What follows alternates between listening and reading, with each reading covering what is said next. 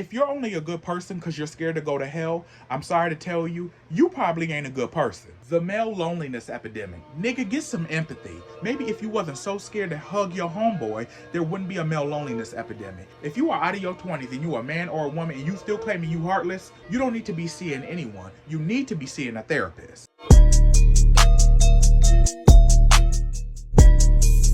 Hey you guys, and welcome back to my channel. So as you guys know, in March I turned 31 this year. Damn!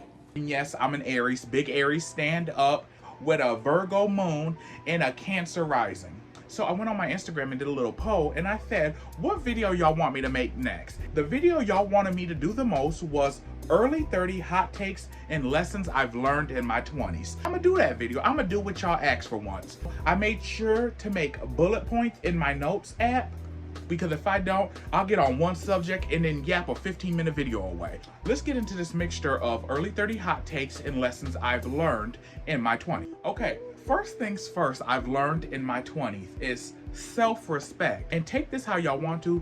You don't need other people's respect. Growing up, I heard so many people say, oh, you gonna respect me, you gonna respect me. Ain't nobody gonna respect a damn thing. I respect myself enough to know when I go into any environment or room that may not fit me, the way and the standard I hold myself to is self-respect, where I won't allow anybody to come at me any type of way. I go where I'm celebrated, not tolerated. Just get out of the notion of thinking people have to respect you because you may be the biggest, the baddest, the richest in the room. Fuck all that shit.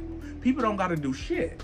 I promise you, with people that really rock with you, good self-respect will precede you before you even enter rooms that you don't even know you're gonna go into yet. I'm gonna stand firm in what I believe in, my principles, my codes of conduct, whether they like it or not, and I'm gonna keep it moving.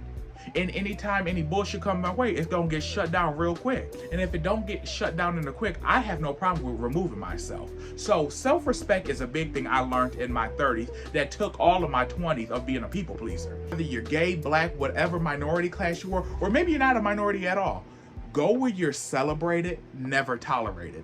That goes for work, that goes for family, and that goes for friends. Unless it's life, death, mental health, don't leave that job until you have another one you're secure to walk into. A lot of people will step out on faith, and there ain't nothing wrong with that. However, walk into security in these new seasons, because with the job market, the economy, bitch, don't walk out on that ledge and you don't even got a parachute to fall back on. If you do have to walk out of, because sometimes certain jobs for your own mental well-being, you just gotta leave, make sure you have some type of savings that can last you 6 months to a year, so you can find some way to get back on your feet, or you have good relatives that'll let you live with them. Because a good parent, I don't care what age you are, move back in with them till you're okay. Take your PTO, take your vacation days, and don't give 2 weeks notice. That's just my opinion. And also, when it comes to jobs, I don't care how mandatory, how peak your season is, how heavy the load is, take the mental health days when you need it. Also, what I learned from my 20s, stop making your job your identity. If you see something, say something. If you see some type of injustice, say something. Here's another hot topic that I feel like everybody should know, and it's common sense, but common sense clearly in this economy is not that common. A homophobic man is a red flag. Ladies, if you have a husband, a fiance, a boyfriend, a friend that's a homophobic man, it is a red flag. So if they're racist, if they're homophobic, if they're whatever type of phobic they are that spews hate, you always have to remember, hatred doesn't die, it just festers. So with that being said, a homophobic man is a red flag, because that hate has to go somewhere when their target isn't around. And usually what hatred does is finds a new target, and it usually be their significant others. Be safe. Another thing I've learned in my 20s, if you are a people pleaser, please don't borrow money. And since we're on money, let's talk about credit cards and finances. What I've learned from my 20s, don't have more than 2 credit cards. 2 credit cards in the maximum. One for emergencies and the other one for daily use. However, whatever you spend on those credit cards for daily use, you should have in your bank account or on your debit card. You should use one credit card like it's a debit card. However, you only use on that credit card that you treat as a debit card. Don't spend more on your daily credit card than you have tangibly to pay off in your bank. 19, 20, 21, 22, 23, honey, me and credit cards were best friends until we weren't. I'm gonna read my notes directly because I don't want to get shit wrong. Use your credit card like a debit card, but make sure you have the money in your checking account to replace it. Before you pay off your credit card, please remember this. Find out, call your credit card, because they don't got no problem calling you when the bills due. Honey, call your credit card and ask them what day they report back to the credit bureaus for your ending statement, or not your ending statement, your balance of total usage. And then before then, so say they say, oh, on the 27th of each month, we report to the credit bureaus your usage or whatever it is. Make sure you pay off the biggest part of the balance and leave usage less than 15% in total usage. So say you have a bill and your bill is $795. What I would personally do, I would call my credit card and say, hey, when do you report to the credit bureaus? And once they tell me that day, the day before or 2 days before, I pay off that $795 and I would pay it off to, I would pay $760. So I still have a balance that I owe left over, so they can see I'm still using the card and I still need the usage. However, it'll show them that, oh, we gave them this much credit and they've only used this much, even though you've used this much. So it just looks good, and it's like a low-key cheat code of how you can get higher points on your credit score, even though I do think credit scores are a scam. But when it comes to college, I personally think, and as somebody who's in his 30s now, I went to college when I was younger, and I did drop out, just so y'all know. I went to Full Sail University for a creative writing bachelor's degree. I went to college because after high school, I did a gap year, then I started working on a cruise line, then I went to college. And I went to college because I felt like that was the next thing to do. And I ended up getting into debt, which I still owe college debt. And I realized now, the person I am at 31, I am so much more of a wealth of knowledge and want to know history, the true history, not the watered down history America gives us. And there's so much more. I want to just be a sponge. I want to be a sponge when it comes to learning. I never want to be like, oh, I know everything, because the person that knows everything knows nothing. I just know now, the person I am at 31, I am so much more willing to learn, and I know the ways I can learn now. I know my mind better. I know what my tips and tricks and how to focus, because sometimes I have a hard time focusing. And my mind be all over the place, as you can see with all these side tangents. I think sometimes the best bet, whether you're in your 40s, 50s, 60s, 70s, sometimes going back to school in an older age will help you learn better and it'll go quicker. Wait till you mature and go to school when you're older. But religion and spirituality, we're gonna get real quick into this, because y'all know, when it comes to religion and spirituality, I said what I said and I meant what I said. If you're only a good person because you're scared to go to hell, you're not a good person. I'm sorry to tell you. And let me read this quote for quote. It's okay as you get older and you want to find your own religion that fits you, maybe not the one you grew up in, or you want to go into a spiritual path, or maybe you want to leave spirituality and go to religion, or vice versa. It's okay for you to find your own path and not tell nobody about it. You don't need nobody's permission of how you believe. Your relationship with the God of your understanding, your creator, whatever you call your source, should be parallel. Up, down. As above, so below. You're below because you're on earth. They're above.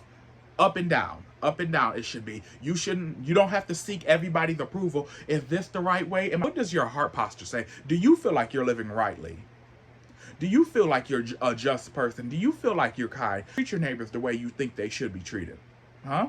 Are you overly judgmental? All of these questions that we seek, priests, preachers, pastors, religious leaders, high priestesses, witches, Wiccans, whatever you get into, a lot of the things that, and we need elders to guide us on these paths. I'm not anti, leaders in spiritual paths or religions. What I'm saying is, a lot of the questions we seek elders to answer about us and the way we act, we already know the answer. We just want confirmation. So cut the bullshit out and try to be a good person for your understanding. Spirituality ain't for everyone, just like religion definitely ain't for everyone, because there's a lot of dogma with it.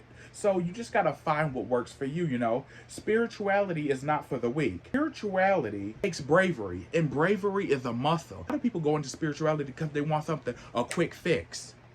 But it's not a quick fix. It takes shadow work, learning yourself, unlearning yourself, what works for you, what triggers you, and learning how to become the best version for yourself, not only for society, but for yourself. Devoting yourself to something bigger than you is a muscle you have to build. And it's not meant to be easy. If I want to say a little hot take, I said, I think spirituality turns a lot of people back to religion because spirituality is not for the timid, the afraid, or the mentally ill. And if you have undiagnosed mental illness or trauma that's repressed, that you don't plan to heal, spirituality will eat your ass up every time and send you back to whatever religion, whether that be Christianity, being Jewish, being Catholic, being whatever. It will send you back with your tail between your legs, and it does every time. Everything is not a spirit, and everything is not the devil. Sometimes you niggas are the devil of your own hell that you create on earth. So remember that. A lot of you niggas be like, ooh, this is the devil working, especially the elder, the aunties and the uncles. They be like, ooh, that's the devil. Ooh, that's the devil. This is the devil. Honey, you're the devil of your own hell. The male loneliness epidemic. For a lot of you niggas, if you just got a little bit of empathy, you wouldn't have to worry about a loneliness epidemic. Get some empathy, write out in your journal what makes you uncomfortable instead of spewing it as hate, and maybe you would find some friendship. And stop saying no homo after every motherfucking thing you say that might have a tendency of love attached to it. The more you say no homo brings hyper attention to the shit you just said, where people are going to start overly analyzing it, opposed to you just saying it and standing in your shit like a real man. No homo. Okay, bitch? Even though I'm gay as fuck, bitch, I've always been one of them hoes. Bitch, I said what I said, and who the fuck gonna do something about it? And even if you can do something about it, I'm the type of person, you whoop my ass, I'm still gonna say the shit I said. You know? And if you whoop my ass, bitch, jail, the fuck? One of the most important things I learned in my 20s is get a hobby. Get a hobby. Get a hobby that you're not trying to monetize.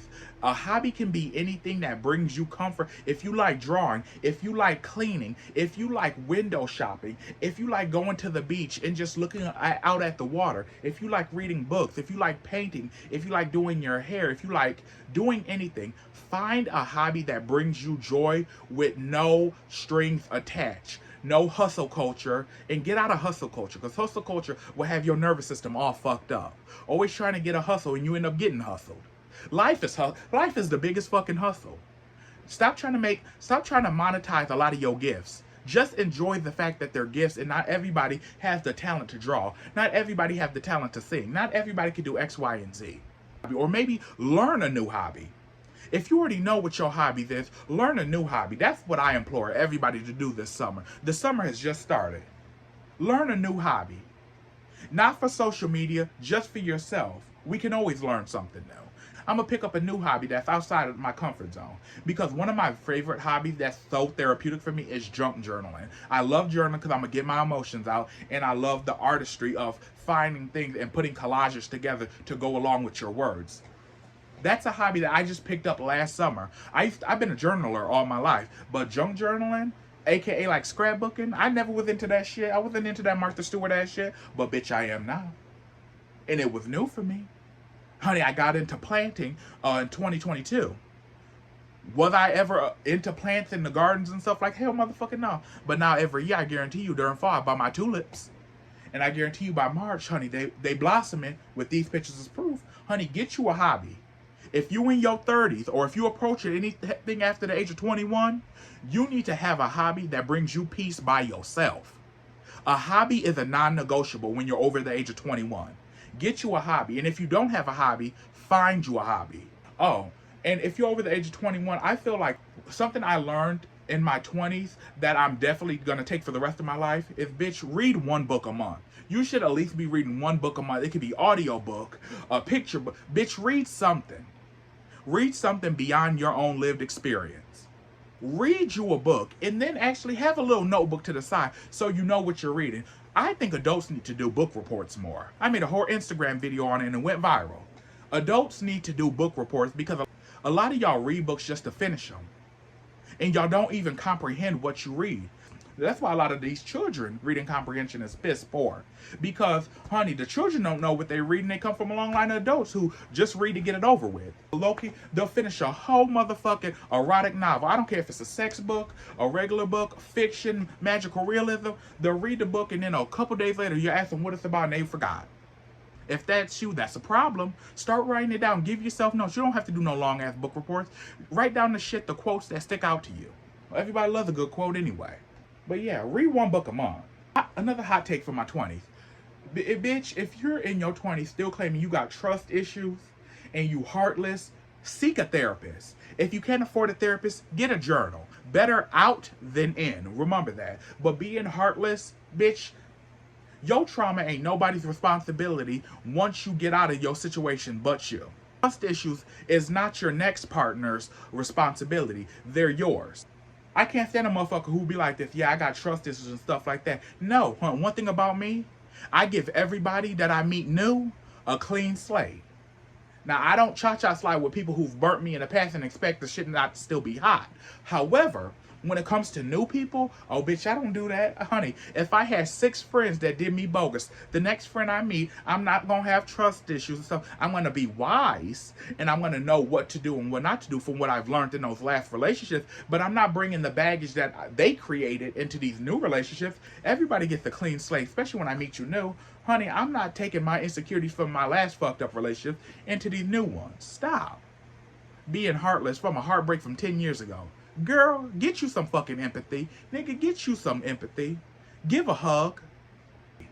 You don't always everything gotta be hustle, hustle, hustle. No, breathe, live, restart your nervous system. A lot of us need to restart our nervous system because post-pandemic, honey, our nervous system is off the charts. Kind of like a lot of our blood pressure, but that's another tell you we ain't gonna clock. Get out of that hustle culture shit. You don't gotta be hustle, hustle, hustle, chasing the bag and stuff like that. Yes, we all need money. Don't get it twisted. Please watch this video and watch the ads. But yeah, girl, calm down. Everything don't have to be, how am I gonna make money? Everybody don't need to be a business owner, you know? Everybody don't need to be a CEO. We need the workers. We need the plumbers. We need the trades. We need the trades in more ways than one, if you know what I mean. Everything don't gotta be a hustle. Sit back and breathe. Oh, and lastly, post your content in whatever form it shows up and make it perfect later. Post your content and make it good later. Because a lot of y'all chase perfection and your whole life goes by and you didn't even post the shit you wanted to. A lot of people want to be a YouTuber, but they're waiting to get the good camera. They're waiting for the good light. And bitch, fuck that. Make the content and then make it good later. People love to see somebody go upward. You know, people love to see a good trajectory. Your first video shouldn't be perfect because perfection can't teach you nothing. It's already perfect. Growth is what teaches us something. Seeing somebody's growth is what's the good part. And a lot of people like to see people's growth just to tear them down. And that's a lot of social media. Get out of that. But yeah, post your content and make it good later. So yeah, those are my early 30 hot takes from living in my 20s and just my unsolicited, unapologetic opinions. I hope you guys like it. Don't forget to like, comment, and subscribe. My goal for the end of the summer is to get to 5,000 subscribers. And I know we can do that if I'm consistent because it's going to take 2 of us. Y'all watching, liking, subscribing, and commenting. Me making the content in a timely manner. Thank you guys for watching. I will see you guys next time at the same time, same place. Bye, you guys. And don't forget to like and follow my Instagram, my TikTok, and everything. It will be linked down below. And yeah, tell me some of your hot takes unapologetically down below, but don't get too crazy because let's respect each other. But yeah, give me them unsolicited hot takes.